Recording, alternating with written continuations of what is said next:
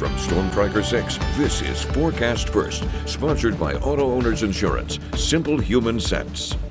We are monitoring strong storms across mid-Michigan this afternoon. Live Storm Tracker 6 Doppler radar. Couple lines of storms. One to our east that has already moved through, and a line of storms to our west, which is moving in over the next hour or so. Second line appears to be a little bit stronger. The activity east now is weakening quite a bit. We heat the atmosphere up, which is all it took over the past 30 or 40 minutes when the first line came through, and now storms getting strong once again. So there's a look at the first and second lines. To the west, heavier rainfall, better chance of some gusty winds, and that does extend fairly far to the south. Now keep in mind, a severe thunderstorm watch remains in effect until 10 o'clock, but it will likely be canceled early as this next line begins to move through over the next hour or so.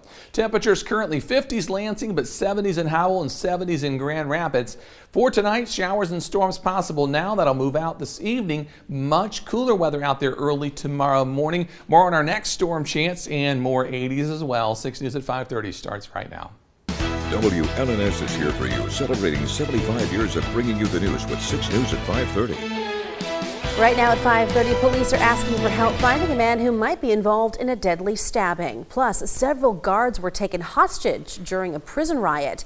And time could be running out to find a humpback whale tangled in rope. Those stories and a lot more, and all in the first 6 minutes. Thank you for joining us this evening. I'm Siobhan Klepfer. Let's go ahead and start that clock. And we begin in the Detroit suburb of Inkster, where police are trying to find the person who they say is connected to a deadly stabbing last September. A 34-year-old man was found dead in his garage in October after family members could not reach him. And now police are looking for 40-year-old Yanko Romero, who they say might have lived with the victim and who now might be living in Florida. Tonight, 2 men are facing weapons charges accused of threatening to shoot up a Pontiac Charter School's graduation ceremony. The Oakland County Sheriff's Office says the 19 and 20-year-old suspects were seen on security camera video at the ceremony on Tuesday, where they got into a fight with someone before security made them leave. Officials say they were then seen in the parking lot with guns. Deputies arrested both men last week.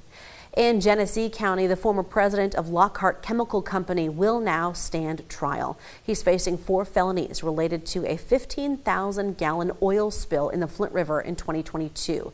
The executive is accused of altering records, among other crimes.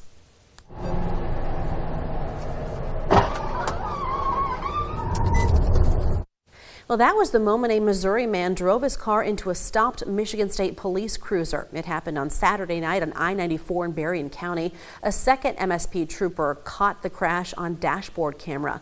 The first trooper was doing a traffic stop at the time, and outside of the cruiser, that trooper was not hurt. Police arrested the driver on charges of drunk driving. 2 people were killed in a shooting at the entrance to the Bellagio Casino in Las Vegas late Sunday night.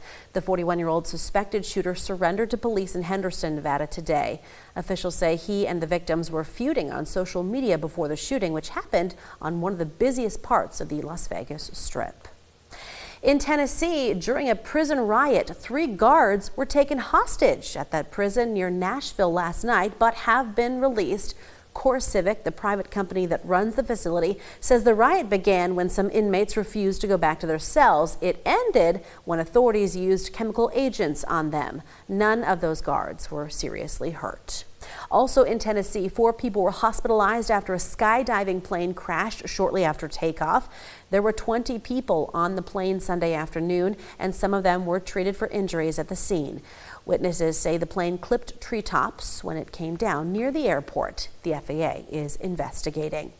Another plane crashed Sunday, this one in the Pacific Ocean off the coast of San Diego. The FAA says the 6 people on board that small plane died. A man who was out surfing at the time says the plane came down, then climbed up into the clouds before diving into the water. Well, turning now to the war in Ukraine, an overnight Russian airstrike targeted the city of Zaporizhia, destroying at least 7 civilian homes and damaging dozens more. The city is about 30 miles from the largest nuclear power plant in Europe.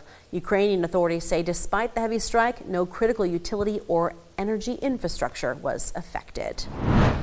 Well, preparations are now underway for Saturday's parade celebrating the Army's 250th birthday, which happens to coincide with President Donald Trump's 79th birthday.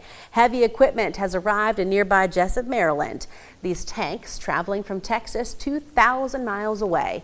In all, more than 6,000 troops and 200 vehicles will appear. The total cost of the parade might be as high as $45 million, with estimates including the possible damage the tanks will do to the streets. What do we want? Stop ICE raids! What do we want? Stop ICE raids! What do we want? Stop ICE raids! Staying in the nation's capital, several lawmakers and labor union officials, among others, held a rally near the Department of Justice today.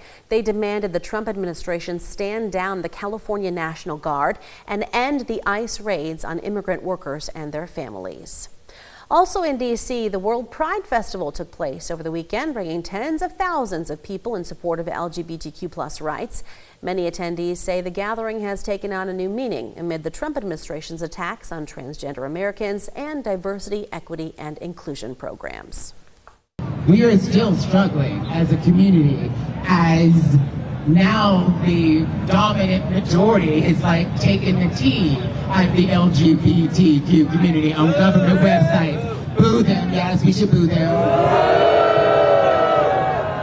But we've been having that debate, that fight, since Stonewall.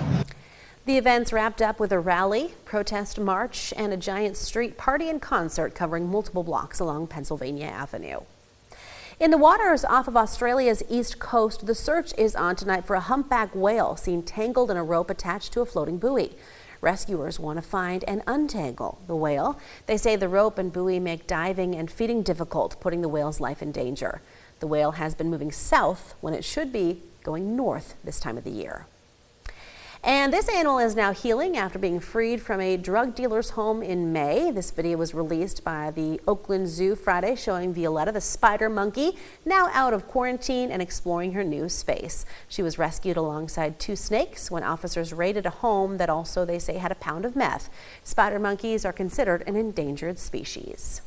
And wrapping up the first 6 minutes of news, the Victoria and Albert Museum in England opening up its massive storage space to the public. The facility is bigger than 30 basketball courts and houses 250,000 objects and 350,000 library books. People can book an appointment and request up to 5 items be pulled, from Victorian-era furniture to Elton John's stage costumes, David, which is kind of neat. It's all just sitting in storage, so why not, you know, open it up, I say. I just want to go explore the storage area by myself, you know. Oh, you'd need hours. I know. I love antique marketing, like flea marketing and stuff, David. We need a play date. We do. Garage sales, antiquing. Yeah. Sounds like a weekend. Well, weather-wise, not so good news. We've got a severe I don't know if we can pop up a weather computer, but if we can, a severe thunderstorm warning was just issued for northern portions of Eaton County and then northern portions of Berry County and southern portions of Ionia County. We'll take a closer look coming up in just a couple minutes. All right, David, thank you.